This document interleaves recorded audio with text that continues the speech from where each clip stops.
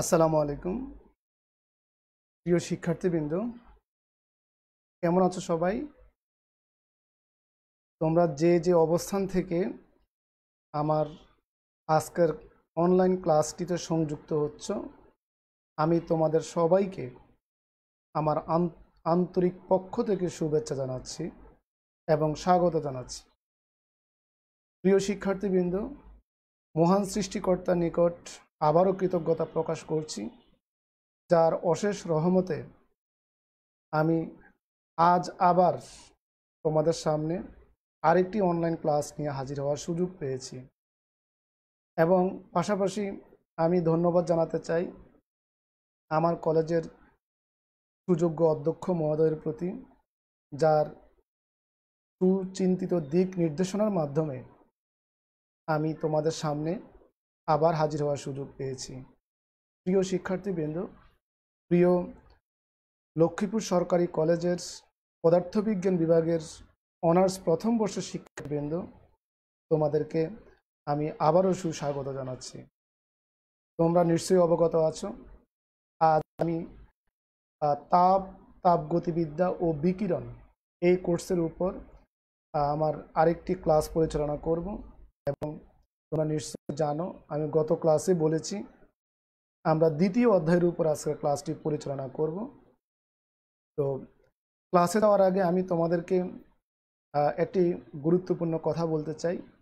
আমাদের রুটিনের নির্ধারিত শিডিউল অনুযায়ী আগামীকালের যে ক্লাসটি হওয়ার কথা সেটি 12টায় শিডিউলভুক্ত আছে, কিন্তু আমি আমার ব্যক্তিগত একটু প্রয়োজনে টাইমটুকু একটু পরিবর্তন করব।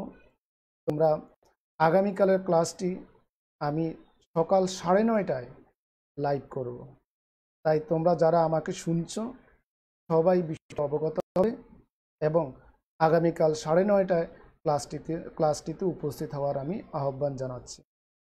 এবং যারা এই মুহূর্তে লাইভে নাই, পরে সংযুক্ত হবে, তোমরা দয়া করে তাদেরকেও বিষয়টি একটু ইনফর্ম করবে।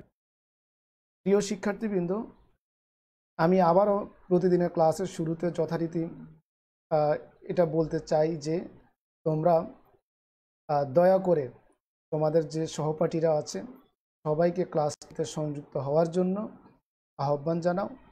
নিজ নিজ আইডি থেকে ক্লাসটিকে শেয়ার করবে এবং যথারীতি কমেন্টের মাধ্যমে তোমরা যে সংযুক্ত আছো এই বিষয়টি আমাকে নিশ্চিত করবে। এই মুহূর্তে তোমরা অনেকেই সংযুক্ত হয়েছ, আমি তোমাদেরকে আবারও শুভেচ্ছা জানাচ্ছি এবং তোমরা দয়া করে তোমাদের অন্য সহপাঠীদেরকে একটু নক করবে এবং দয়া করে নিজ নিজ আইডি থেকে ক্লাসটিকে শেয়ার দিবে। ওকে, আমরা তাহলে তোমরা অনেকেই সালাম দিয়েছো, আমি সবার পক্ষ থেকে সালাম গ্রহণ করছি। ওয়ালাইকুম আসসালাম।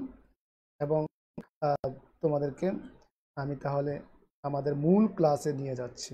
প্রিয় শিক্ষার্থীবৃন্দ, আমার কথার সাউন্ড তোমরা ক্লিয়ার বুঝতে পারছো কিনা একটু দয়া করে জানাবে, তাহলে আমি মূল ক্লাসে চলে যেতে পারবো।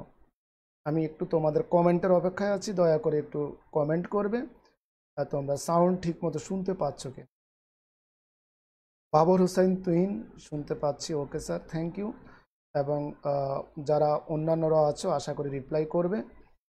আমি আবার একটু স্মরণ করে দিতে চাই, যেহেতু আমরা বৈশ্বিক মহামারীর কারণে আমরা সবাই সামাজিক দূরত্ব বজায় রেখে দূরে দূরে অবস্থান করছি, তাই ক্লাসটি অনলাইনের মাধ্যমে ভার্চুয়াল এন্ডে হচ্ছে, তার মানে এই নয় যে আমরা মনোযোগ রাখতে পারবো না। আমি বলবো যখন যে পরিস্থিতি আমাদের সামনে আসবে আমরা সেই পরিস্থিতিতেই আমরা নিজেকে অ্যাডজাস্ট করে নেব। তাই দয়া করে তোমরা কমেন্ট করবে, তাহলে আমি নিশ্চিত হব তোমরা আমার সাথে মনোযোগ সহকারে আছো। ওকে, অনেক কথা বলেছি, আর অন্য প্রসঙ্গে কথা বলবো না, এখন সরাসরি ক্লাসে চলে যাচ্ছি।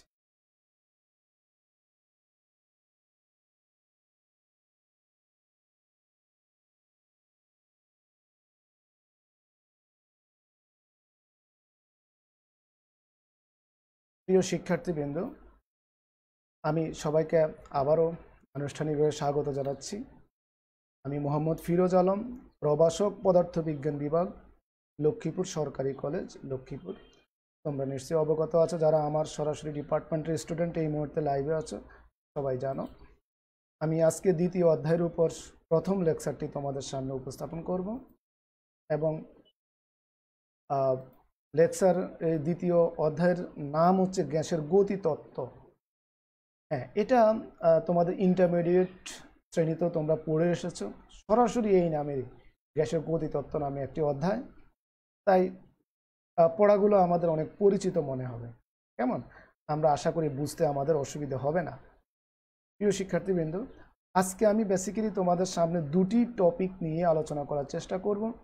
একটি টপিক হচ্ছে গ্যাসের গতিতত্ত্বের ধারণা।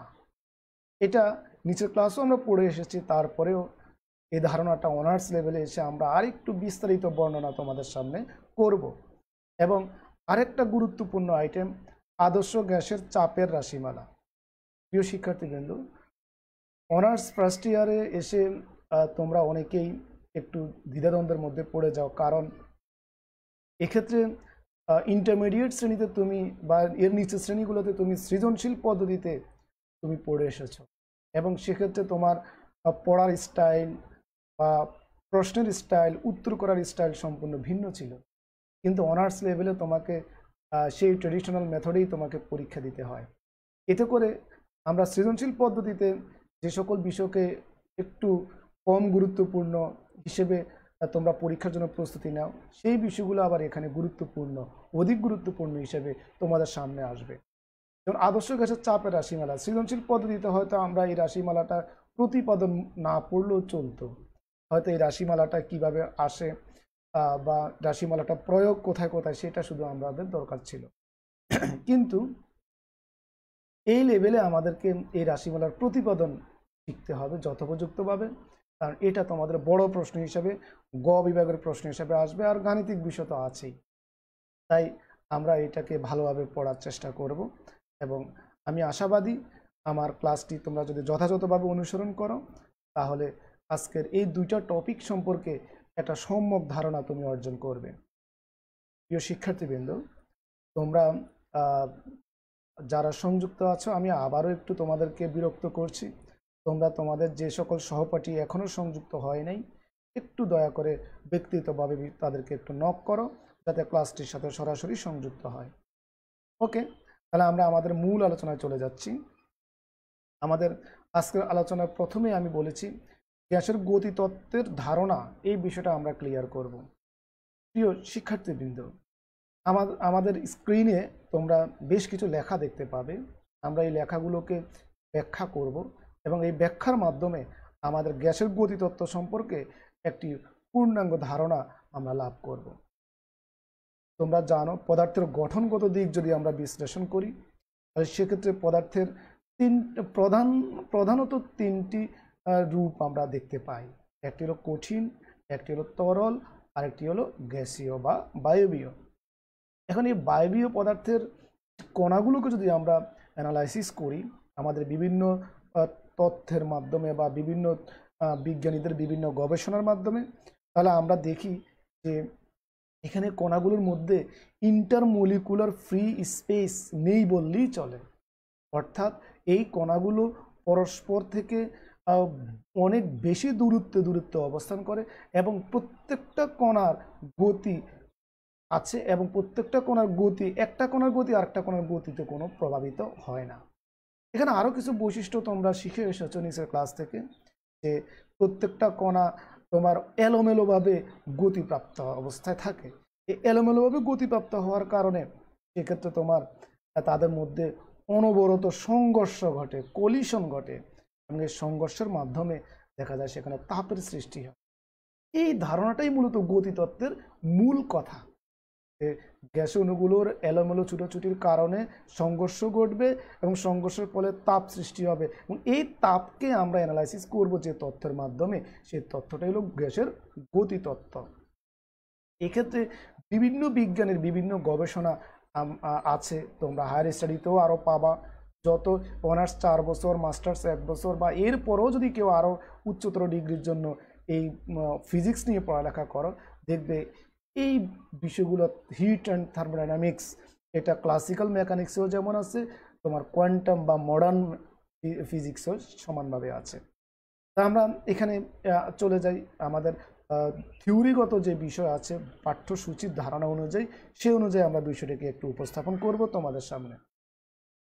প্রিয় শিক্ষার্থীবৃন্দ, প্রথমেই আমরা যে লেখাগুলো দেখতে পাচ্ছি স্ক্রিনে সেগুলো একটু ব্যাখ্যা করছি। আমি শুরুতেও কিছু কথা বলেছি, তার সাথে মিল আছে, যে পদার্থ মাত্রই অণু দিয়ে গঠিত। এটা আমরা জানি, ছোটবেলা থেকেই শিখে এসেছি। তাপ শক্তির একটি রূপ, শক্তির বিভিন্ন রূপ আছে, তার মধ্যে তাপ অন্যতম প্রধান একটি রূপ, এবং তাপ পদার্থের অণুগুলোর গতির সাথে সম্পর্কিত। আমি শুরুতেই বলেছিলাম, যদি পদার্থের কণাগুলো স্থিরভাবে থাকে তাহলে সেখানে তাপ শক্তি উৎপন্ন হবে না। তাপ শক্তি উৎপন্ন হতে হলে তার মধ্যে গতি থাকতে হবে। এবার সে স্থান পরিবর্তন করে হোক কিংবা নিজ জায়গায় ভাইব্রেশনের মাধ্যমে হোক, তার মধ্যে একটা গতি সৃষ্টি হতে হবে। গতির কারণে সেখানে কি তৈরি হবে? তাপ শক্তির তৈরি হবে। পদার্থের অণুগুলো সবসময় গতিশীল, তবে এটা সব ধরনের পদার্থ নয়। আমরা যেহেতু গ্যাস নিয়ে কথা বলছি, তাহলে গ্যাসীয় পদার্থের কথা আমি বলবো। বায়বীয় পদার্থের অণুগুলো মোটামুটি স্বাধীনভাবে কোনো বদ্ধ স্থানের মধ্য দিয়ে নড়াচড়া করতে পারে। বায়বীয় পদার্থের আচরণের নিয়মগুলো পেতে যে তত্ত্ব সৃষ্টি হয়েছে, সেই তত্ত্বই গ্যাসের গতিতত্ত্ব নামে পরিচিত। গতিতত্ত্বের মূল কথা হলো তাপীয় উত্তেজনার ফলে গ্যাসের অণুগুলোর এলোমেলো গতিতে গতিশীল হওয়া। অর্থাৎ এখানে গতি থাকতে হবে। আর শুরুতেই বলেছি এই গতিটা র্যান্ডম হবে, যেহেতু তোমার এক্ষেত্রে কোনো কণাগুলো পরস্পর ফ্রিলি মুভমেন্ট অবস্থা থাকে, তাই একটা কণা কোন দিকে যাবে, কখন সে কার সাথে সংঘর্ষে লিপ্ত হবে, এই ধরনের কোনো বাধ্যবাধকতা নাই। আর যে কোনো সময় যে কোনো কণার সাথে সংঘর্ষে লিপ্ত হতে পারে। এগুলো নিয়ে আমরা এই অধ্যায়ে ব্যাপকভাবে আলোচনা করার চেষ্টা করব। প্রিয় শিক্ষার্থীবৃন্দ, তাহলে আমরা পরবর্তী পারাতে যাচ্ছি, যে গ্যাসের সাধারণ ধর্ম যেমন তাপ দিলে আয়তন বাড়ে, যেটা তোমরা সচরাচর জানো। এখন চাপ বাড়ালে আয়তন কমে, এবং কোনো পাত্রে রাখলে তা পুরো পাত্র জুড়ে অবস্থান করে ইত্যাদিকে তত্ত্বীয়ভাবে ব্যাখ্যা করার জন্য প্রাগৈতিহাসিক যুগ থেকে বিজ্ঞানীরা অনেক চেষ্টা করে আসছেন। তোমরা জানো গ্যাসের গবেষণা যদি আমরা দেখি, বিভিন্ন বিজ্ঞানীর নাম চলে আসবে। পরবর্তী স্লাইডে আমরা বিষয়গুলোকে উপস্থাপন করব তোমাদের সামনে। প্রিয় শিক্ষার্থী বন্ধু, তোমরা এই কথাগুলো বুঝতে পারতেছো? প্লিজ দয়া করে একটু কমেন্ট করবে বুঝতে পারতেছো কিনা। ওকে, তাহলে আমরা পরবর্তী স্লাইডে যাচ্ছি, গ্যাসের গতিতত্ত্বের ধারণায়। তাহলে গ্রিক মনীষী অ্যারিস্টটল ও লুসিক্রেটাস সর্বপ্রথম ধারণা দেন যে গ্যাসের মধ্যে অণুগুলো এলোমেলোভাবে ছুটাছুটি করে। আমরা তো জেনে এসেছি যে গ্যাসের মধ্যে অণুগুলো এলোমেলোভাবে ছুটাছুটি করে। এটা যে আসলে বিজ্ঞান মানেই মুখস্থ কোনো কথা না। বিজ্ঞান হচ্ছে পরীক্ষা নিরীক্ষা এবং প্রমাণ সাপেক্ষ বিষয়। তাই এক্ষেত্রে কিন্তু সেই প্রমাণটা দিয়েছেন কে? বিজ্ঞানী গ্রিক মনীষী অ্যারিস্টটল এবং কি লুসিক্রেটাস। এই দুজন বিজ্ঞানী এই ধারণাটা প্রমাণ করে দিয়েছেন যে অণুগুলো এলোমেলোভাবে ছুটাছুটি করে। এই ছুটাছুটি তথা গতিশীলতার ফলে পদার্থের গ্যাসীয় অবস্থার কিছু বৈশিষ্ট্যের উদ্ভব হয়। এবং যে এই এলোমেলো গতিশীল অবস্থায় থাকে, এক্ষেত্রে তার কিছু বৈশিষ্ট্য, স্বতন্ত্র বৈশিষ্ট্য পরিলক্ষিত হবে। পরবর্তীকালে বিজ্ঞানী গ্রাসেন্ডি, নিউটন, বার্নুলি, ক্লসিয়াস এবং ম্যাক্সওয়েল এই সবাই কিন্তু তাপগতি বিজ্ঞানের ধারণা, এই গতিতত্ত্বের মানে তাদের গবেষণা আছে এবং তাদের মধ্যে অবদান আছে। এবং ম্যাক্সওয়েল প্রভৃতি বিজ্ঞানীদের গবেষণার ফলে একটি তত্ত্ব উপস্থাপিত হয়। এই তত্ত্বকে গ্যাসের গতিতত্ত্ব বলা হয়। তাহলে গ্যাসের গতিতত্ত্বের মূল কথাটি যদি তোমার ক বিভাগের প্রশ্নে আসে যে গ্যাসের গতিতত্ত্বটা কি, কাকে বলে, তাহলে বলবে কি গ্যাসের অণুগুলোর এলোমেলো ছুটোছুটি করার ফলে তাদের মধ্যে যে সংঘর্ষ ঘটে এবং এই সংঘর্ষের ফলে যে তাপ সৃষ্টি হয়, এই তাপ সৃষ্টির ধারণা, গতির কারণে তাপ সৃষ্টির এই ধারণাকে যে তত্ত্বের সাহায্যে ব্যাখ্যা করা হয় তাকে কি বলা হয়? গ্যাসের গতিতত্ত্ব। শিক্ষার্থীবৃন্দ বুঝতে পেরেছ নিশ্চয়ই, এবং তোমরা অনেকেই রিপ্লাই দিয়েছো। আমি সবার কাছে কৃতজ্ঞ, তোমরা আমার কথাগুলো মনোযোগ সহকারে শুনতেছো এই জন্য। ওকে, তাহলে পরবর্তী কথা যাচ্ছি। গ্যাসের নানাবিধ আচরণের সাথে যেমন গ্যাসের ব্যাপন, অবিস্রবণ, শতবাষ্পীভবন, বাষ্পচাপ, গ্যাসের প্রসারণ, ব্রাউনীয় গতি ইত্যাদির মোটামুটি ব্যাখ্যা গ্যাসের গতিতত্ত্ব হতে পাওয়া যায়। তো দেখো গ্যাসের কণাগুলোর মানে খুব প্রধান কিছু বৈশিষ্ট্য এই তত্ত্বের মাধ্যমে আমরা ব্যাখ্যা করতে পারতেছি। নানাবিধ আচরণ আছে, এর মধ্যে ইম্পর্টেন্ট যে কথাগুলো আছে ডিফিউশন, অসমোসিস, ইভাপোরেশন, এরপর হচ্ছে তোমার প্রেশার, বায়ুচাপ, তারপরে গ্যাসের প্রসারণ, তারপর ব্রাউনিয়ান মোশন, এই সবগুলো বিষয় তোমার মানে খুব ভালোভাবে আমরা এই গতিতত্ত্বের সাহায্যে ব্যাখ্যা উপস্থাপন করতে পারবো। 1770 সালে বিজ্ঞানী বার্নৌলি সর্বপ্রথম গ্যাসের গতিতত্ত্বের সাহায্যে গ্যাসের সূত্রগুলি ব্যাখ্যা করে। এই যে আমরা গ্যাসের সূত্রগুলোর কথাবার্তা জানি, এই গ্যাসের গতিতত্ত্বের সাহায্যে, যেমন বয়েলের সূত্র, চার্লসের সূত্র, অ্যাভোগাড্রোর সূত্র, হ্যাঁ এগুলো সব স্বতন্ত্র সূত্র, ঠিক আছে, কিন্তু তোমরা কেমিস্ট্রির মাধ্যমে জেনে এসেছো বা ফিজিক্সও ইন্টারমিডিয়েট শ্রেণীতে পড়ে এসেছো, এই সূত্রগুলো কিন্তু গ্যাসের গতিতত্ত্বের মাধ্যমেও প্রমাণ করা যায়, এবং সেই প্রমাণটা করেছেন কে? বিজ্ঞানী বার্নৌলি। আর এই কারণে বিজ্ঞানী বার্নৌলিকে গ্যাসের গতিতত্ত্বের জনক বলা হয়। তাহলে একটা ব্যাপক অবদান রেখেছেন বিজ্ঞানী বার্নৌলি, তাই তার অবদান স্বরূপ তাকে গ্যাসের গতিতত্ত্বের জনক বলা হয়ে থাকে। 1860 সালে ক্লসিয়াস, ম্যাক্সওয়েল, বোলসম্যান, ডিন, ভ্যান ডার ওয়ালস প্রমুখ বিজ্ঞানী গ্যাসের গতিতত্ত্বের প্রভূত উন্নতি সাধন করে। এই সব বিজ্ঞানী বিভিন্ন তত্ত্ব আমরা ধারাবাহিকভাবে বিভিন্ন শ্রেণীতে, উপরের হায়ার স্টাডির বিভিন্ন শ্রেণীতে পড়ব। তো যাই হোক, আমার মনে হয় গ্যাসের গতিতত্ত্ব সম্পর্কে আমরা একটা সংক্ষিপ্ত হিস্ট্রি আমরা পেয়ে গেছি। প্রিয় শিক্ষার্থীবৃন্দ, এরপরও আরও বেশি স্টাডির প্রয়োজন হবে, তোমাদের বিভিন্ন বই পুস্তক আছে, এগুলো একটু দেখতে হবে। আমি এখানে জিস্ট কথাবার্তাগুলো তোমাদের সামনে উপস্থাপন করেছি। ওকে, এবার আমরা পরবর্তী অংশে যাচ্ছি। গ্যাসের গতিতত্ত্বের মৌলিক স্বীকার্য সমূহ মনে পড়ে ইন্টারমিডিয়েট শ্রেণীতে পড়ে এসেছ, কেমিস্ট্রিতেও এগুলো আছে, গ্যাসের গতিতত্ত্বের মৌলিক স্বীকার্যগুলো, এবং এগুলো কিন্তু পরীক্ষায় তোমার আসবেই, প্রয়োগমূলক প্রশ্নের মধ্যে এগুলো আসে, আর এগুলো তোমাকে জানতেই হবে। এই অধ্যায়ের বা গ্যাসের গতিতত্ত্বের তত্ত্ব ভালোভাবে বুঝতে হলে এই স্বীকার্যগুলো তোমাকে বুঝতে হবে। তাহলে আমরা চলো, তোমাদের অনেকেরই পড়া আছে এই বিষয়গুলো, তারপর আমি আমার মতো একটু তোমাদের সামনে উপস্থাপন করছি। তাহলে এখানে লক্ষ্য করো যে গ্যাসের গতিতত্ত্বকে সুপ্রতিষ্ঠিত করার জন্য কতগুলো পূর্ব শর্ত ধরে নেওয়া হয়েছে। এ সকল পূর্ব শর্তকে গ্যাসের মৌলিক স্বীকার্য বলে। 1857 খ্রিস্টাব্দে বিজ্ঞানী ক্লসিয়াস প্রথম এই স্বীকার্যগুলো বর্ণনা করেন। দেখো, ক্লসিয়াসকে কেন বার্নৌলি কিন্তু গ্যাসের সূত্রসমূহ, বয়েল, চার্লস, অ্যাভোগাড্রো বা আরও যে ব্যাপন সূত্র বা বিভিন্ন যে সূত্রগুলো আছে গ্যাসের, এই সূত্রগুলোকে তোমার প্রমাণ করেছেন বার্নৌলি, তাই তাকে গ্যাসের গতিতত্ত্বের জনক বলা হয়েছে। কিন্তু গ্যাসের গতিতত্ত্বের যে মৌলিক স্বীকার্যগুলো বর্ণনা করেছেন বিজ্ঞানী ক্লসিয়াস, কারো অবদান কিন্তু ছোট করে দেখা সুযোগ নেই। তো যাই হোক, আমরা আলোচনায় যাচ্ছি। 1 নম্বর যেটা আমরা জানি, প্রত্যেক গ্যাসই সমান ভরের অসংখ্য ক্ষুদ্র ক্ষুদ্র কণার সমন্বয়ে গঠিত। কোন গ্যাসে কয়টা কত সংখ্যক কণা আছে সেটা কিন্তু বলতে পারবো না, কিন্তু প্রত্যেক কণার ভর সমান, প্রত্যেক কণা দেখতে একই রকম হবে, পরবর্তী স্বীকার্যগুলোতে আমরা দেখব, এবং এগুলো অত্যন্ত ক্ষুদ্র কণার সমন্বয়ে গঠিত, এবং এদের নাম হচ্ছে কি? অণু। অণুগুলো নিউটনের গতিসূত্র মেনে চলবে। এগুলো সবগুলোই কিন্তু প্রমাণিত, তাই আমরা এগুলাকে জোর গলায় বলতে পারি। 2 নম্বরে লক্ষ্য করো, কোনো একটি গ্যাসের অণুগুলো সদৃশ। এখন ধরো একটা সিলিন্ডারে হাইড্রোজেন গ্যাস আছে, একটা সিলিন্ডারে কার্বন ডাইঅক্সাইড, একটা সিলিন্ডারে মনে করো অক্সিজেন গ্যাস আছে। তাহলে হাইড্রোজেন গ্যাসের কণাগুলোর প্রত্যেকটা কণা দেখতে একই রকম হবে, এবং কার্বন বা অক্সিজেন গ্যাসের যে পাত্রে রাখা হয়েছে সেই পাত্রের প্রত্যেকটা কণা দেখতে একই রকম হবে। তাই কোনো একটি গ্যাসের কণাগুলো বা অণুগুলো কি হবে? সদৃশ হবে, কিন্তু বিভিন্ন গ্যাসের অণুগুলি ভিন্ন ভিন্ন হবে।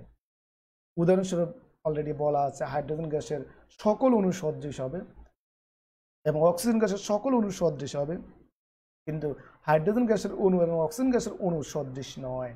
এখন ধরো কোথাও পানির কথা যদি বলি, বা পানি বাষ্পীভূত হয়ে গেছে, তাহলে সেখানে বাষ্পের মধ্যে পানির কণা আছে, যেখানে হাইড্রোজেনও আছে, অক্সিজেনও আছে, সেরকম বাষ্প যদি তুমি কোনো একটা পাত্রে রাখো, তাহলে সেক্ষেত্রে কিন্তু প্রত্যেকটা কণার দেখতে কিন্তু একরকম হবে না।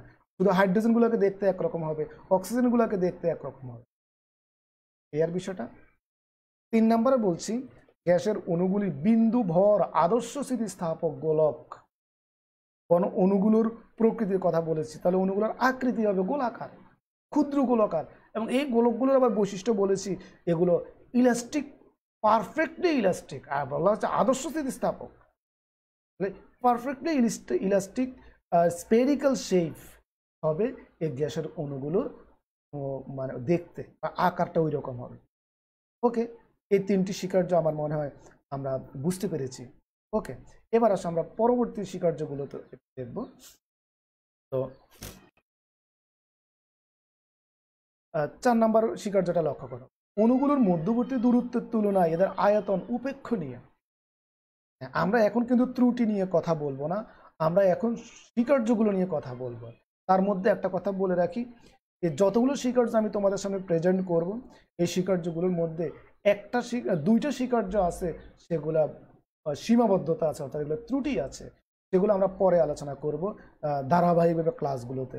আজকে শুধু স্বীকার্যগুলো নিয়ে কথা বলছি, তাই ত্রুটিগুলো নিয়ে এখন কথা বলবো না। 4 নম্বরে বলছি অণুগুলোর মধ্যবর্তী দূরত্ব।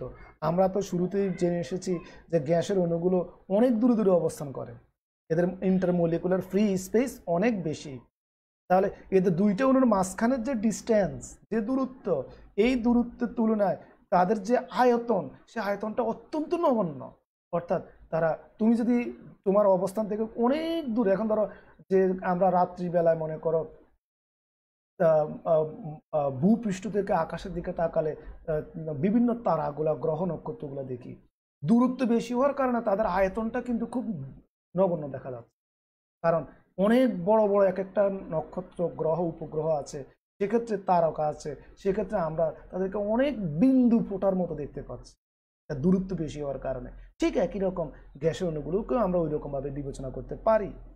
5 নম্বরে লক্ষ্য করো, বলা হচ্ছে আধারের আয়তনের তুলনায় ইহার মধ্যস্থিত গ্যাসের অণুগুলোর আয়তন নগণ্য। আধার বলতে যে পাত্রে গ্যাসটা রাখা হয়েছে ওই পাত্রের আয়তনের কথা বলা হয়েছে। এখন যদি মনে করো তুমি একটা সিলিন্ডারের মধ্যে গ্যাস রাখো, তাহলে ওই সিলিন্ডারের আয়তনের সিলিন্ডারটা হবে আধার, এবং এই সিলিন্ডারের আয়তনের তুলনায় তার ভিতরে যে গ্যাস কণাগুলো আছে সেই কণাগুলোর আয়তন অত্যন্ত নগণ্য হয়। তার মানে এই সবগুলো থেকে আমরা একটা কথা বলতে পারি যে গ্যাসের কণাগুলো অতি ক্ষুদ্র, গ্যাসের কণাগুলো অতিশয় ক্ষুদ্র এবং তাদের আয়তন অত্যন্ত নগণ্য, তাদের ভরও অত্যন্ত কম। তারপর লক্ষ্য করো 6 নম্বর পয়েন্ট, অণুগুলি পরস্পরের মধ্যে কোনো আকর্ষণ বা বিকর্ষণ বল নেই। যদিও সীমাবদ্ধতা যখন আলোচনা করব তখন এক্ষেত্রে একটু ভিন্ন কথা বলবো, এখন আমরা স্বীকার্যের কথাই বলছি। অণুগুলির পরস্পরের মধ্যে কোনো আকর্ষণ বা বিকর্ষণ বল নেই, কিংবা আবদ্ধ পাত্রের দেওয়ালের উপর কোনো বল প্রয়োগ করে না। অর্থাৎ গ্যাসের শক্তি পুরোটাই গতিশক্তি। এটা নিয়ে পরে আবার সীমাবদ্ধতার মধ্যে আবার আলোচনা করব।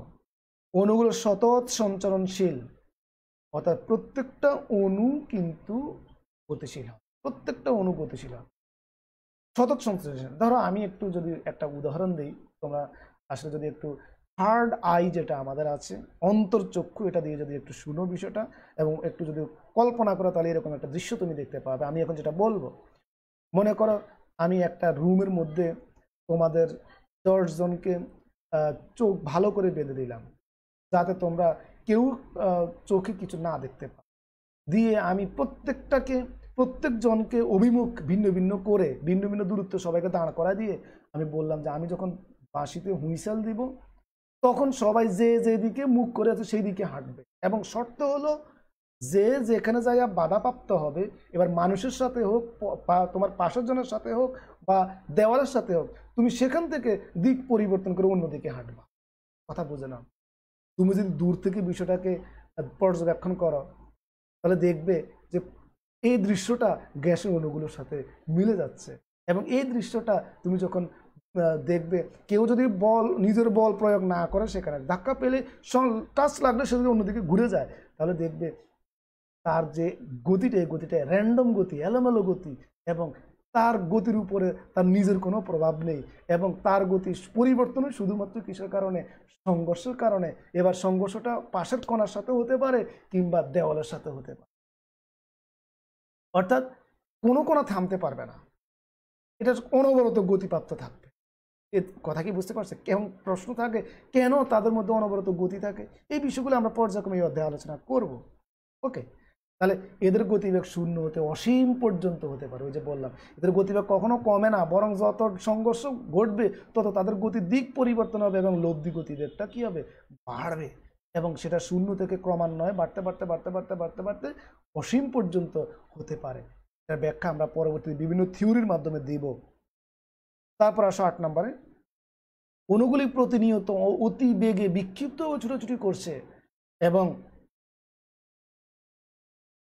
এবং পরস্পরের সাথে ও আধারের দেওয়ালের সাথে ধাক্কা খাচ্ছে। এটা অলরেডি বলেছি, আধারের দেওয়ালের সাথে অণুগুলির ধাক্কার দরুনই গ্যাসের চাপের সৃষ্টি। কথা কি বুঝতে পারছি? গ্যাসের চাপের সৃষ্টি হচ্ছে। আরেকটা বৈশিষ্ট্য বলতে পারি, তাপমাত্রা বৃদ্ধির সঙ্গে অণুগুলোর গতিবেগ বৃদ্ধি পায়। এখন ধরো গতিতত্ত্বের মূল কথা কি, সংঘর্ষ ঘটলে সেখানে তাপমাত্রা বৃদ্ধি পাবে, অর্থাৎ তাপশক্তি অর্জন হবে। তাহলে সেক্ষেত্রে যখন তাপমাত্রা বাড়ে তখন তাদের গতিবেগ কি ক্রমান্বয়ে বাড়ে। ওই যে বললাম, তাদের গতিবেগ কেন কখনো কমে না, বাড়ে কেন? যত সংঘর্ষ হবে তত তাদের বেগ, তাপমাত্রা, তাপশক্তি উৎপন্ন হবে, তাপমাত্রার পরিবর্তন হবে। আর তাপমাত্রা যদি বৃদ্ধি পায় তাহলে গতিবেগ আবার কি হয়ে যাবে, বেড়ে যাবে। তাই কখনো আসলে তাদের গতিবেগ কমে না, বরং কি বাড়ে। ওকে প্রিয় শিক্ষার্থী বন্ধুরা, বিষয়গুলো কি তোমরা বুঝতে পেরেছ? আমি জানি এগুলো তোমাদের পড়া আছে, কারণ নিচের ক্লাস থেকে এগুলো জেনে এসেছো। তারপরেও আমি আমার মতো করে একটু ব্যাখ্যা উপস্থাপন করেছি। তোমাদের নিশ্চয়ই বিষয়গুলো আরও সহজে তোমরা এখন বুঝতে পারবে। তাই একটু কমেন্টে জানাও প্লিজ, বিষয়টা তোমাদের বুঝতে সহজ হয়েছে কিনা। তোমাদের কমেন্টের অপেক্ষায় আছি। আমরা পরবর্তী স্লাইডে একটু দেখব এবং তোমরা কমেন্ট করো। গ্যাসের গতিতত্ত্বের মৌলিক স্বীকার্য, আরও কিছু স্বীকার্য আছে, আমরা সেগুলো একটু দেখব। 10 নম্বরে বলছি, দুইটি ধাক্কার মধ্যবর্তী সময়ে অণুগুলির সমবেগে সরল রেখা বরাবর চলে। এখন এই যে একটা কণা যখন আরেকটার সাথে যার সংঘর্ষ ঘটবে, সংঘর্ষ ঘটার আগে সে যে দূরত্ব অতিক্রম করে আসছে, এই দূরত্বটা সে সমবেগে এবং সরল পথে অতিক্রম করে। পরপর দুটি ধাক্কার মধ্যবর্তী দূরত্বকে মুক্ত পথ বলে। ক বিভাগের প্রশ্নে আসবে, মুক্ত পথ কাকে বলে? হ্যাঁ প্রিয় শিক্ষার্থীবৃন্দ, তোমরা অনেকে রিপ্লাই দিয়েছো, তোমরা বুঝতে পারছো। আসলে আমি খুবই আনন্দ বোধ করছি নিজেকে যে তোমরা এগুলা আমি তোমাদেরকে বুঝাইতে পারছি। এরপরে খেয়াল করো, তাহলে দুইটি ধাক্কার মধ্যবর্তী সময়ে অণুগুলির সমবেগে সরল রেখা বরাবর চলে, আর পরপর দুটি ধাক্কার মধ্যবর্তী দূরত্বকে মুক্ত পথ বলবো। হ্যাঁ, সংজ্ঞা আসবে মুক্ত পথ কাকে বলে। এরপরের সংজ্ঞাটা লক্ষ্য করো, বৈশিষ্ট্যটা লক্ষ্য করো বা স্বীকার্য, একটি ধাক্কা সংঘটিত হতে যে সময় লাগে তা মুক্ত পথ অতিক্রম করার সময়ের তুলনায় অতি নগণ্য। অর্থাৎ সংঘর্ষগুলো তাৎক্ষণিক ঘটবে, ইনস্ট্যান্টেনিয়াস, মুহূর্তের মধ্যে সংঘর্ষ ঘটবে। অর্থাৎ সে যে দূরত্ব অতিক্রম করে এসেছে, যে সরল পথে যে দূরত্ব অতিক্রম করে এসেছে, এই দূরত্ব অতিক্রম করতে যে সময় লাগে, ধাক্কা সংঘটিত হতে তার চেয়ে নগণ্য সময় লাগবে। বুঝতে পেরেছ নিশ্চয়ই? তাই ধাক্কাগুলিকে আমরা কি বলতে পারি, তাৎক্ষণিক বলতে পারি। আরেকটা স্বীকার্য লক্ষ্য করো, গ্যাসের অণুগুলি আধারের সমগ্র আয়তনে মুক্তভাবে বিচরণ করবে। হ্যাঁ, এখন ধরো তুমি যদি কোনো একটা বড় পাত্রে বা কোনো একটা ছোট পাত্রে, যে পাত্রেই তুমি কোনো গ্যাসকে সমপরিমাণ গ্যাসকে রাখো না কেন, ওই পুরো পাত্রের আয়তন যতটুকু আছে, পুরো আয়তন জুড়েই গ্যাসের কণাগুলো বিচরণক্ষম হবে। 13 নম্বরে বলছেন, গ্যাসের অণুগুলি অনবরত ধাক্কায় লিপ্ত থাকলে এক ঘন আয়তনের অণুর সংখ্যা অপরিবর্তিত থাকবে। ইয়ে হতে সিদ্ধান্ত গ্রহণ করা যায় যে আদর্শ গ্যাসের আণবিক ঘনত্ব সর্বদা স্থির থাকে। অর্থাৎ যে আণবিক যে ডেন্সিটি, মলিকুলার ডেন্সিটিটা কন্টিনিউয়াসলি এটা একটা কনস্ট্যান্ট টার্ম হিসাবে আমরা বিবেচনা করব। কোন ক্ষেত্রে? এই গ্যাসের গতিতত্ত্বের ক্ষেত্রে। কারণ গ্যাসের অণুগুলো অনবরত ধাক্কায় লিপ্ত থাকলে এক ঘন আয়তনের অণুর সংখ্যা কিন্তু অপরিবর্তিত থাকবে।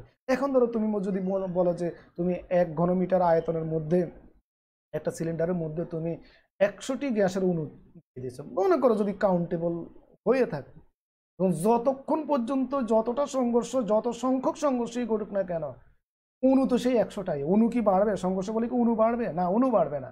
তাদের মধ্যে তাপ শক্তি বৃদ্ধি পাবে, তাপমাত্রার পরিবর্তন হবে, তাপমাত্রা বাড়বে। এবং গতিবেগ বাড়বে কিন্তু অণুর সংখ্যা অপরিবর্তিত থাকবে। আর অণুর সংখ্যা যদি অপরিবর্তিত থাকে, প্রত্যেকটা অণুর একটা নির্দিষ্ট ভর আছে, তাহলে মোট ভর এখানে অপরিবর্তিত হবে। আর মোট ভর যদি অপরিবর্তিত হয় তাহলে সেক্ষেত্রে তার ঘনত্বটাও কিন্তু অপরিবর্তিত হয়। কথা কি বুঝতে পেরেছ? 13 নম্বর পয়েন্টটা। তাহলে এখানে উল্লেখ থাকে যে গ্যাসের মৌলিক স্বীকার্য যে সকল যে সকল গ্যাস সর্বতোভাবে মেনে চলে এদেরকে আদর্শ গ্যাস বলে। তোমরা আদর্শ গ্যাসের সংজ্ঞা আরো আগেও শিখে এসেছো। গতিতত্ত্বের মাধ্যমে আমি আদর্শ গ্যাসের সংজ্ঞা দিতে পারি। কিভাবে? যে সকল গ্যাস সর্বতোভাবে গ্যাসের গতিতত্ত্বের এই মৌলিক 13টি স্বীকার্য মেনে চলে সম্পূর্ণভাবে, সে গ্যাসকে আদর্শ গ্যাস বলে। আসলে বাস্তবে আদর্শ গ্যাস না, আদর্শ ধারণাটাই অবাস্তব।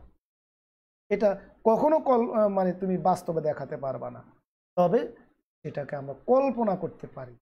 তাই এখানেও আমার যে 13টা পয়েন্ট আমি তোমাদের সামনে উপস্থাপন করেছি, এই 13টা পয়েন্টের মধ্যে সকল গ্যাস এই 13টা পয়েন্ট মানে না।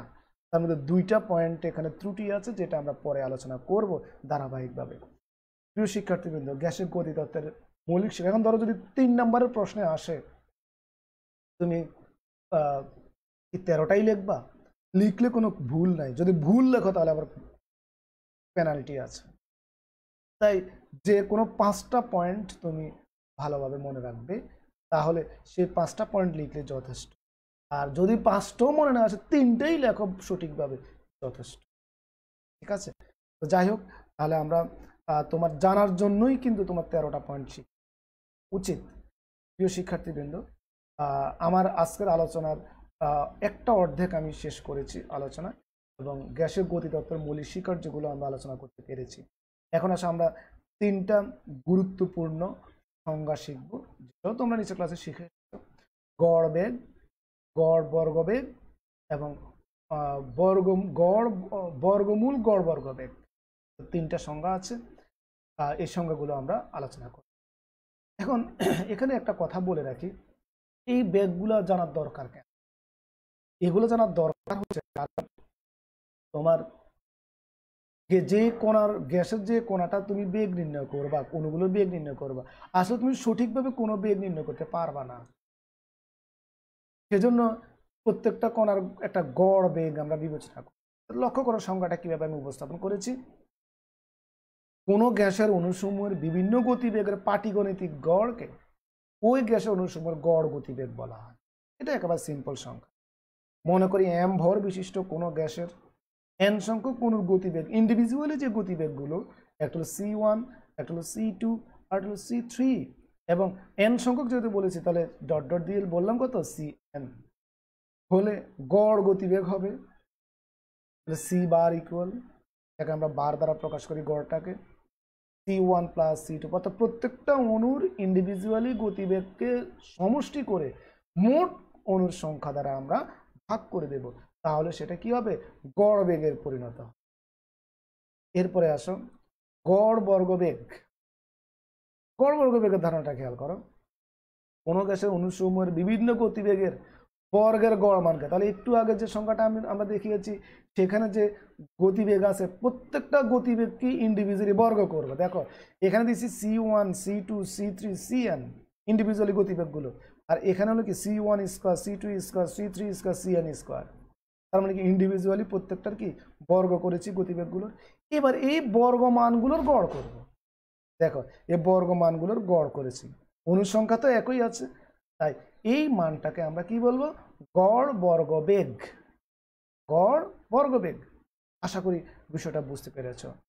প্রিয় শিক্ষার্থীবৃন্দ, আমার লাইভে এই মুহূর্তে আমার দুজন সম্মানিত সহকর্মী আছেন, দুজনই কেমিস্ট্রি ডিপার্টমেন্টের সম্মানিত সহকারী অধ্যাপক জনাব মোহাম্মদ আব্দুর রহিম স্যার আছেন, এবং কেমিস্ট্রি ডিপার্টমেন্টের সুযোগ্য প্রভাষক জনাব বিধান কুমার মুহুরী স্যার আছেন।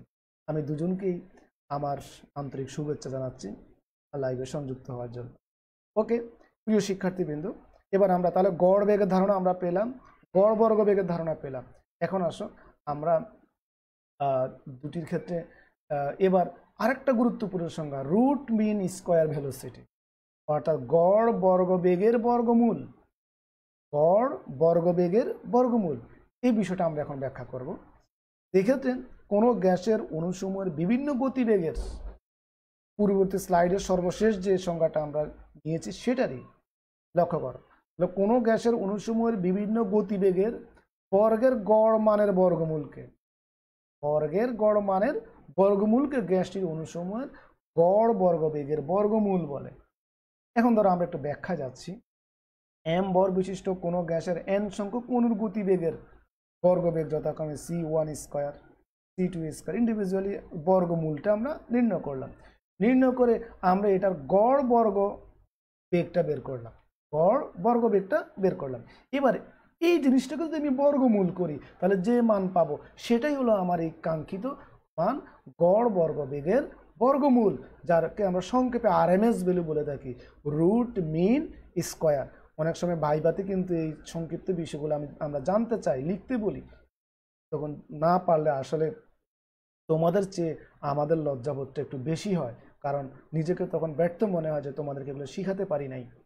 তাহলে আর যদি সংক্ষেপে লিখো RMS, যদি এটা লিখতে বলে তা প্রথম আর থেকে রুট, যে ইংলিশ নামটা আছে, এম তে মিন মানে গড়, এস থেকে square, root mean square velocity. আশা করি বুঝতে পেরেছি তিনটি সংজ্ঞা। এখানে আরেকটু আলোচনা করি। বর্গমূল গড় বর্গবেগের এবার উভয় দিকে আমরা বর্গ করে দিয়েছি। এই জিনিসটা হলো রুট মিন স্কয়ার ভেলোসিটি। প্রিয় শিক্ষার্থী বন্ধুরা, কেন গ্যাসের কণাগুলোর ক্ষেত্রে বর্গমূল গড় বেগ হিসাব করা হয় না, কেন গড় বর্গবেগের বর্গমূল মান হিসাব করা হয়, এই জিনিসগুলো তোমরা ইন্টারমিডিয়েট শ্রেণীতে শিখে। আর যদি ভুলে যেয়ে থাকো দয়া করে আবার একটু বইগুলো একটু দেখবে, ওই অধ্যায়টা একটু দেখবে, তাহলে এই বিষয়গুলো শুনে লজ্জার কোনো কিছু নাই, তুমি ভুলে যেতেই পারো। তাই সেক্ষেত্রে যদি পেছনের বইগুলো বিক্রি করে না দিয়ে থাকো তাহলে একটু সেগুলোকে একটু দেখবে। ইন্টারমিডিয়েটের ফার্স্ট ইয়ার, অনার্সের ফার্স্ট ইয়ার এবং সেকেন্ড ইয়ারের দুইটা ইয়ারই তোমার ইন্টারমিডিয়েটের সাথে হুবহু মিল আছে, কিছু কিছু ক্ষেত্রে ইলাবোরেটভাবে আমরা পড়াতে হয়। তো যাই হোক, আমার মনে হয় এই পর্যন্ত আলোচনা আমরা বুঝতে পেরেছি। প্রিয় শিক্ষার্থীবৃন্দ, তোমাদের আবারও কমেন্টের অপেক্ষায় আছি, দয়া করে কমেন্ট করবে বুঝতে পেরেছো কিনা, কারণ তোমার কমেন্টের মাধ্যমে আমি নিশ্চিত হবো যে তুমি আমার সাথে আছো। ওকে, আমরা পরবর্তী অংশে যাচ্ছি আর তোমাদের কমেন্টের অপেক্ষায় আছি। এবার আরেকটা গুরুত্বপূর্ণ আইটেম নিয়ে কথা বলবো। অলরেডি কমেন্ট করেছো রাফসান জানি, নাদিয়া রহমান, রোমান হোসেন, জুয়েল, মিলন হাসান, আরও অনেকেই করতেছে, সবার নাম পড়ছি না। সবাইকে ধন্যবাদ আবারও কমেন্ট করে সংযুক্ত থাকার জন্য। প্রিয় শিক্ষার্থীবৃন্দ, আজকে আরেকটা গুরুত্বপূর্ণ সমীকরণ নিয়ে তোমাদের সামনে উপস্থিত হবো। একটু সময় যদি বেশি লাগেও একটু ধৈর্য হারা হবে না, কেমন? এই সমীকরণটা প্রমাণ শেষ করব আজকে, কেমন? তো গতিতত্ত্ব অনুসারে গ্যাসের চাপের সমীকরণ। এবার আসুন আমরা দুইটা চিত্র আগে দেখি বাম পাশে, এরপরে চিত্রগুলোর ব্যাখ্যা আমি উপস্থাপন করব। তো ব্যাখ্যায় লক্ষ্য করো, 6 তল বিশিষ্ট আদর্শ স্থিতিস্থাপক পদার্থের একটি ঘনক আকৃতির ফাঁপা পাত্র নেই, যেটা আমি এখানে দেখিয়েছি। হ্যাঁ, এই অংশে এটার কথা কি, কয়টা তল? 6টা, উপর নিচে 2টা, ডান বামে 2টা, সামনে পিছনে 2টা, মোট কয়টা? 6টা। তো 6 তল বিশিষ্ট আদর্শ স্থিতিস্থাপক, আমি যে পাত্রটা নিয়েছি এই পাত্রটা আদর্শ স্থিতিস্থাপক হতে হবে এরকম একটা বিবেচনা করে নিয়েছি, এবং ঘনক আকৃতি, তার মানে প্রত্যেকটা তলের ক্ষেত্রফল একই হবে এবং প্রত্যেকটা বাহুর দৈর্ঘ্য একই হবে। মনে করি এটি ABCDEFOH, এখানে নামগুলো করা আছে, তোমরা দেখে নিও চিত্র এটা। পাত্রটির প্রত্যেকটি বাহুর দৈর্ঘ্য L, আমি বলেছি যেহেতু ঘনক আকৃতির বলেছি তাহলে প্রত্যেকটা বাহুর দৈর্ঘ্য কত? L। প্রিয় শিক্ষার্থীবৃন্দ, এই প্রমাণটা আমার সাথে করার জন্য আমি তোমাদেরকে রিকোয়েস্ট করব, দয়া করে কাগজ কলম সাথে। যে গাণিতিক যে কাজগুলো আছে যে কাজগুলো তুমি যদি মানে একবার আমার সাথে সাথে করো তাহলে দেখবে এটা তোমার 80% কাভার হয়ে যাবে এখনই। বাকিটা তুমি আর একবার যদি দেখে লেখো হুবহু তাহলে হয়ে যাবে। তাই একটু কাগজ কলম নিয়ে বসবে। আর আমি আগেও বলেছি, অনলাইন ক্লাসকে যথাযথ সম্মান দিয়ে তোমাকে করতে হবে, গুরুত্ব দিয়ে করতে হবে। এখন তুমি যদি খাটে শুয়ে শুয়ে দেখো, ছাদে জায়গা দাঁড়ায় দাঁড়ায় দেখো, প্রকৃতি দেখো আর অনলাইন ক্লাস দেখো, তাহলে কিন্তু বেনিফিটেড হবে না। বই পুস্তক নিয়ে খাতা কলম নিয়ে টেবিলে বসে একাগ্র চিত্তে করতে হবে, যে মনে করতে হবে আমি এখন ক্লাসরুমে আছি। কেমন? একটু কঠিনভাবে বলে ফেললাম মনে হয়, ডোন্ট মাইন্ড। আচ্ছা, এবার আসো পরবর্তী অংশে যাচ্ছি। ধরি পাত্রটি ক্যাপিটাল এম ভরের একটি আদর্শ গ্যাস দ্বারা পূর্ণ। এর ভিতরে কিছু গ্যাস দিয়েছি যার আণবিক যার মোট ভর হচ্ছে কত, ক্যাপিটাল এম, এবং গ্যাসের ঘনত্ব যেহেতু ভর আছে আয়তন আছে একটা ঘনত্ব পাবো, ঘনত্বটা ধরলাম কত, রো। মনে করি গ্যাসের অণুর সংখ্যা এন, স্মল এন, যে কয়টা অণু আছে সেই অণুর সংখ্যা ধরলাম কত, স্মল এন, এবং প্রত্যেকটি অণুর ভর ধরলাম স্মল এন। এখানে লক্ষ্য করো পাত্রটিতে মোট যে পরিমাণ গ্যাস দিয়েছি সেটা হচ্ছে ক্যাপিটাল এম ভরের, আর প্রত্যেকটা অণুর যদি হিসাব করি এক একটা অণুর ভর হচ্ছে স্মল এন। হ্যাঁ, এগুলো খেয়াল করবে। এই জন্যই বলেছি যে কাগজ কলম নিয়ে এখন এই কথাগুলো লেখো, তাহলে দেখবা সহজ হবে। উক্ত অণুগুলোর মধ্য হতে একটি অণু বিবেচনা করি, এটার ভিতর থেকে এখানে তো বলছে এন সংখ্যক অণু আছে, তাহলে এই এন সংখ্যক অণু থেকে আমি সবগুলো অণু যদি আমি গতি বিবেচনা করি তাহলে আমি কোনো স্টাডি করতে পারবো না বা কোনো গবেষণা করতে পারবো না। আমি এটার ভিতর থেকে যে কোনো একটা অণুকে টার্গেট করব, যে ওই অণুর মুভমেন্টটা আমি শুধু দেখব বা ওই অণুর মুভমেন্টটা আমি যাচাই করব এবং তার গতিতত্ত্বটা তার মধ্যে প্রয়োগ করব। প্রিয় শিক্ষার্থী সুবর্ণা চৌধুরী লিখতেছ, আমি খুবই আনন্দিত। অন্তত পক্ষে একজন অন্তত আসো যে কথাটাকে গুরুত্ব দিয়েছ। ওকে, তাহলে উক্ত অণুগুলোর মধ্য হতে একটি অণু বিবেচনা করি যার বেগ c1, তার বেগটাকে কত ধরলাম, c1। এখন একটা লক্ষ্য করো, যেহেতু পাত্রটা ত্রিমাত্রিক, হ্যাঁ, তার তিনটা যে অণুটা কোন দিকে যাবে আমি তো জানি না, কারণ বলেছি গ্যাসের অণুগুলো কি ইতস্তত স্বতঃস্ফূর্তভাবে সে গতিশীল হবে, কারণ সে কোন দিকে যাবে এটা তো আমি তার মনের খবর জানি না। তাহলে সেক্ষেত্রে আমি এটা অনুমান করতে পারি যেহেতু পাত্রটা ত্রিমাত্রিক, তাহলে সে এক্স অক্ষের দিকে যে তল আছে সেই দিকেও যেতে পারে, ওয়াই অক্ষের দিকে যে তল আছে সেই দিকেও যেতে পারে, জেড অক্ষের দিকে যে তল আছে সেই দিকেও যেতে পারে, তাই না? হ্যাঁ, প্রিয় রাফসান জানি, মেহেদি হাসান তুমিও লিখতেছো, আমার কাছে আনন্দটা আরো দ্বিগুণ মনে হচ্ছে। ওকে, আচ্ছা, এখন নাহিদা রহমান, তাহলে আমার ধারণা ভুল, তোমরা সবাই লিখতেছো। আমি আসলে খুবই আনন্দে উৎফুল্লিত যে তোমরা সবাই আসলে খুবই আন্তরিক ক্লাসটির প্রতি। ধন্যবাদ, ধন্যবাদ, অন্তর থেকে ধন্যবাদ দিচ্ছি। ওকে, অতএব আমরা লিখতে পারি, তাহলে আবার আমি বলছি, যেহেতু একটা অণুর গতিবেগ বিবেচনা করছি এবং সেই গতিবেগটাকে c1 ধরছি, এবং এটা কোন দিকে যাবে আমি জানি না, তাই আমি ধরে নিই এটা এক্স অক্ষের দিকে যদি যায় তাহলে তার বেগ হচ্ছে u1, ওয়াই অক্ষের দিকে যদি যায় তার বেগ হচ্ছে v1, আর জেড অক্ষের দিকে যদি যায় তার বেগ হচ্ছে কত, w1।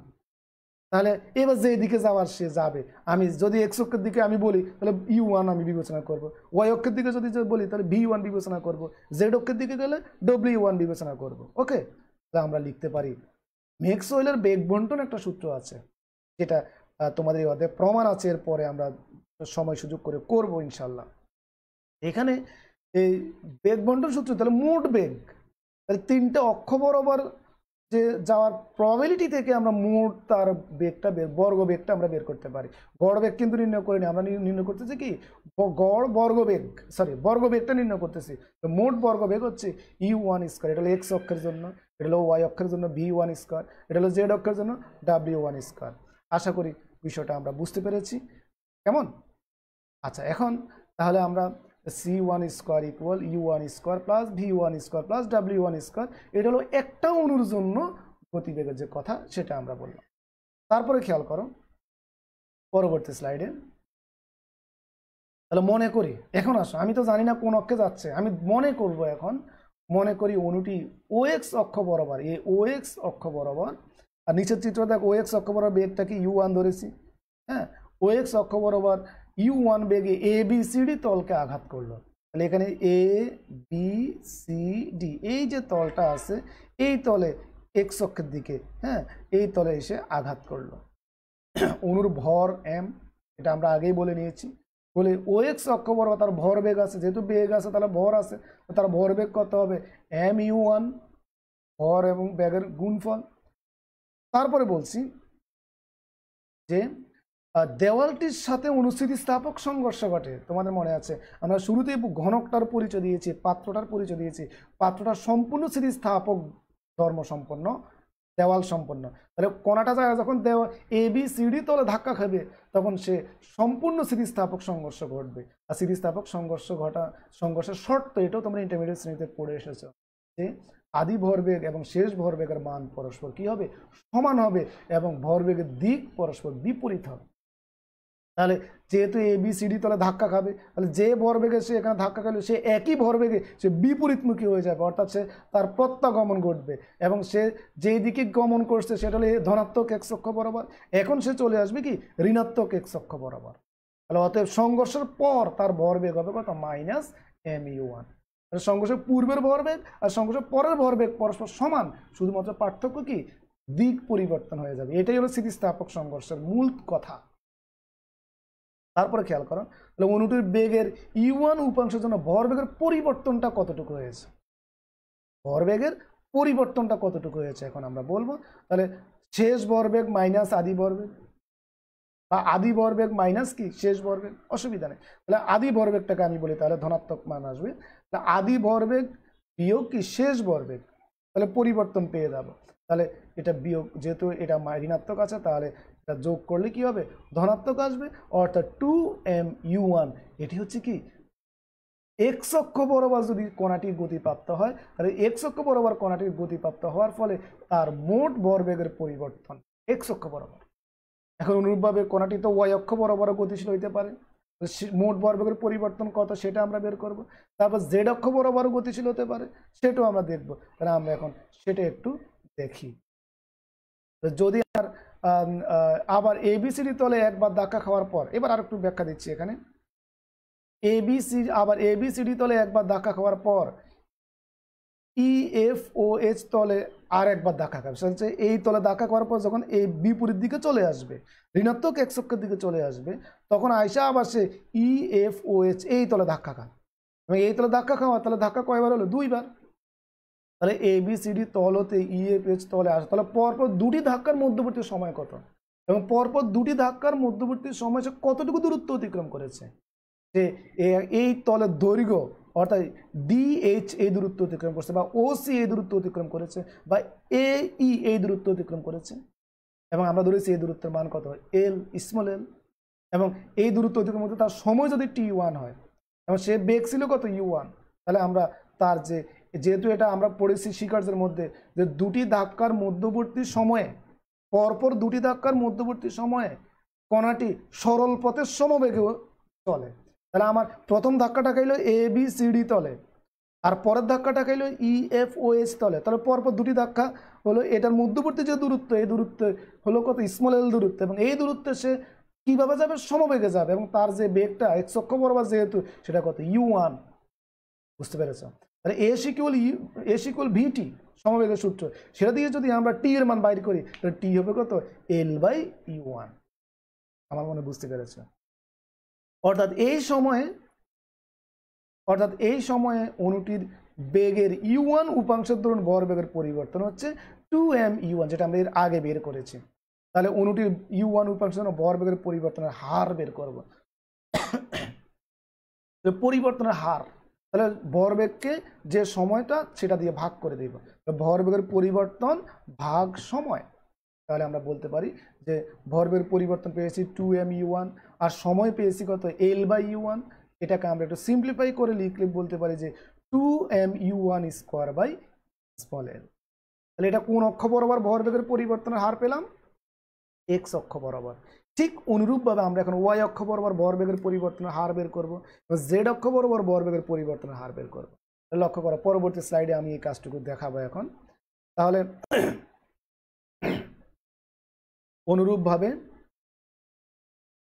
অনুরূপভাবে গ্যাস অণুটির বেগের V1 উপাংশের জন্য ভরবেগের পরিবর্তন, এটা কোন অক্ষ, এটা হলো y অক্ষের জন্য। হ্যাঁ, তাহলে সেটা হবে 2m, y অক্ষে বেগ ধরেছি কত, V1², তাহলে ভাগ l। এটা ইলাবোরেট করলাম না, এটা অনুরূপভাবে লিখবো কারণ নাহলে অনেক বড় হয়ে যাবে। এবং বেগের W উপাংশের জন্য, W উপাংশ কোন অক্ষে, z অক্ষে, তাহলে সেক্ষেত্রে তার বেগের মান, ভরবেগের পরিবর্তনের হার পাবো 2mw1² l। বুঝতে পেরেছি নিশ্চয়ই? এবার আসো মোট ভরবেগের পরিবর্তন কত, কত, তাহলে এক্স অক্ষ বরাবর যে ভরবেগের পরিবর্তন, ওয়াই অক্ষ বরাবর যে ভরবেগের পরিবর্তন, জেড অক্ষ বরাবর যে ভরবেগের পরিবর্তন, এই সবগুলো পরিবর্তনকে যদি আমি সমষ্টি করি তাহলে মোট ভরবেগের পরিবর্তন পাবো। দেখো 2m u1 square by l plus 2m v1 square by l plus 2m w1 square by l. আশা করি তোমরা পেরেছ। তারপর লক্ষ্য করো, এখান থেকে একটু গাণিতিক কাজ করেছি। তিনটা রাশির মধ্যে 2m/l একই আছে, তাই এটাকে কমন নিয়ে আনকমন রাশিগুলোকে ব্র্যাকেটের ভিতরে রেখেছি। এগুলো সিম্পল ক্যালকুলেশন তোমরা পারবা। এবং শুরুতেই আমি বলেছি u1 square plus v1 square plus w1 square, এটা মানে কি প্রথম অণুর মোট গতিবেগ, তাহলে c1 স্কোয়ার, সেটা লিখলাম। প্রিয় শিক্ষার্থীবৃন্দ, এতক্ষণ পর্যন্ত যে অ্যানালাইসিসটুকু আমি দেখিয়েছি আমার মনে হয় তোমরা বুঝতে পেরেছ। আমি আবারও যারা এই মুহূর্তে লাইভে সংযুক্ত আছো তাদের উদ্দেশ্যে বলছি, দয়া করে আগামীকালের ক্লাসটি কিন্তু আমরা সকাল 9:30টায় নেব, 12টায় হবে না। একটু বিষয়টা মাথায় রাখবে এবং সবার উপস্থিতি আমি কামনা করব। এবং যারা আজকে ক্লাসে সংযুক্ত ছিল না দয়া করে তাদেরকে একটু সম্ভব হলে জানাবে। ওকে, তাহলে দ্বিতীয় অণুর বেগ c2 হলে খেয়াল করো, তাহলে আমরা তো একটা অণুর জন্য কাজ করেছি। এখন আমরা তো প্রথমে বর্ণনা দিয়েছি বা আমরা জানি যে এখানে অসংখ্য অণু আছে, তাই না, n সংখ্যক অণু আছে। তাহলে প্রথম অণুর জন্য এটা পাইলাম, দ্বিতীয় অণুর জন্য 2mc2 স্কোয়ার বাই এল, তৃতীয় অণুর জন্য 2mc3 স্কোয়ার বাই এল, চতুর্থ অণুর জন্য 2mc3 স্কোয়ার বাই এল। এভাবে n সংখ্যক অণুর জন্য আমরা বের করতে পারবো, যেটা আমরা পরবর্তী স্লাইডে দেখাবো। তাহলে nতম অণুর বেগ cn হলে এর মোট ভরবেগের পরিবর্তন এর হার 2mcn স্কোয়ার/l। এবার আসো, পাত্রের মধ্যে n সংখ্যক অণুর মোট ভরবেগের পরিবর্তন কত, তাহলে মোট ভরবেগের পরিবর্তন হলো ওই সবগুলোকে যোগ করে নিয়েছি এবং কমন নিয়ে নিয়েছি 2m/l এর সংক্ষেপে করেছি, তোমরা বুঝবে। c1 square plus c2 square plus cn, এগুলো আনকমন থাকে, তাই এই তিনটা রাশিকে ব্র্যাকেটের ভিতরে রাখলাম। তারপরে আমরা এখানে একটু কাজ করছি, এখানে উপরে n আর নিচে n দ্বারা গুণ করেছি। গুণ করার উদ্দেশ্য আছে, এটা একটা রাশিমালা চলে যাবে, হ্যাঁ, আবার কাটাকাটি গেলে আগের টার্ম চলে আসবে। তো সেক্ষেত্রে এই পুরো জিনিসটা এখন c স্কোয়ার, অর্থাৎ গড় বর্গবেগ, তাই না? আচ্ছা, এবার এখান থেকে এটাকে যদি আমি সমীকরণ নাম্বার 1 বিবেচনা করি।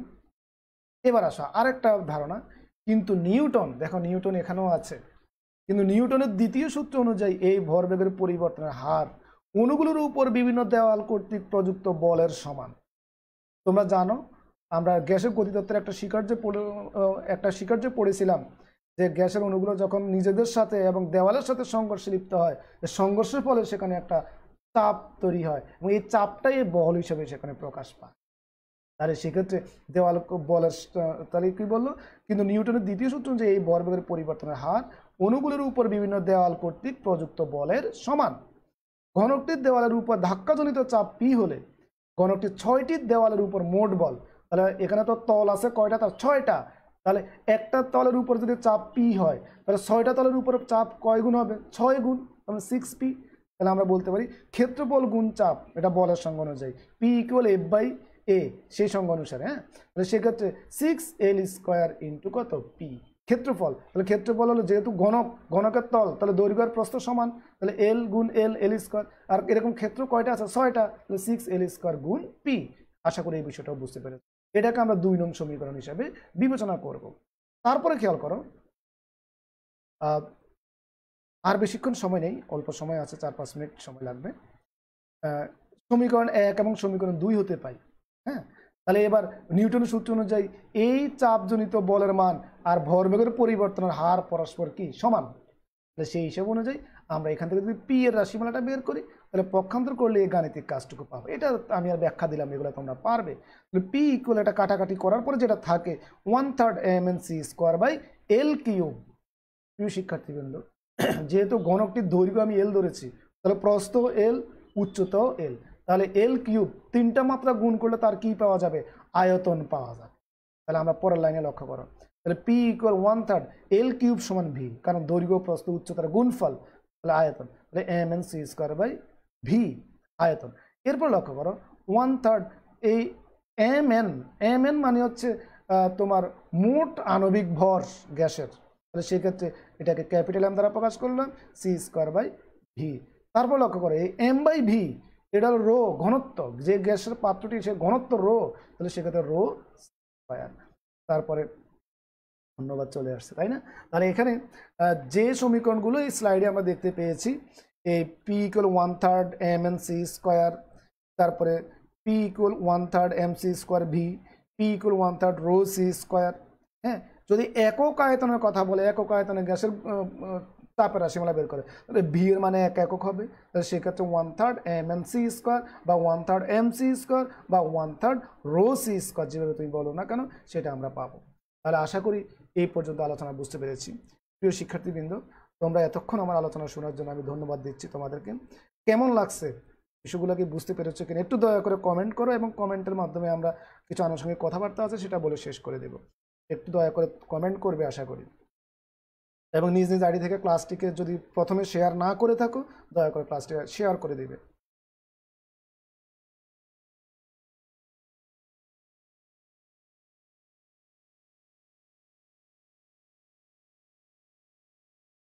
ওকে, আমরা এতক্ষণ ক্লাসটি উপভোগ করেছি নিশ্চয়ই। তোমরা এই পড়াগুলো আগে থেকেই পারো, তারপরেও আমি আশাবাদী তোমরা আমার এই ডিসকাশন থেকে কিছুটা হলেও উপকৃত হয়েছ, এবং বিভিন্নভাবে বিষয়গুলো ব্যাখ্যা উপস্থাপন করেছি। তোমাদের আর জানার ইচ্ছা থাকতে পারে, এই বিষয়গুলো একটু বই পুস্তক পড়বে, তাহলে আরও বেশি জানার সুযোগ পাবে। প্রিয় শিক্ষার্থীবৃন্দ, যে যেখানে আছো ভালো থাকবে, এবং স্বাস্থ্যবিধি, সামাজিক দূরত্ব বা যে সকল নির্দেশনা আমাদের স্বাস্থ্য মন্ত্রণালয়, স্বাস্থ্য দপ্তর থেকে আসে, সেগুলো আমাদের মানতে হবে। সর্বোপরি আমরা নিজেকে নিজেকে সুস্থ রাখার জন্যই নিয়মগুলো মানব, কেমন? এবং সবাই সবার জন্য দোয়া করবে। আর আগামীকালের ক্লাসটি করার প্রত্যাশা নিয়ে আমি আজকে বিদায় নিচ্ছি। মনে আছে তো, আগামীকালের ক্লাসটি কিন্তু সকাল 9:30টায় হবে। ওকে, আজকের মতো বিদায় নিচ্ছি। আল্লাহ হাফেজ।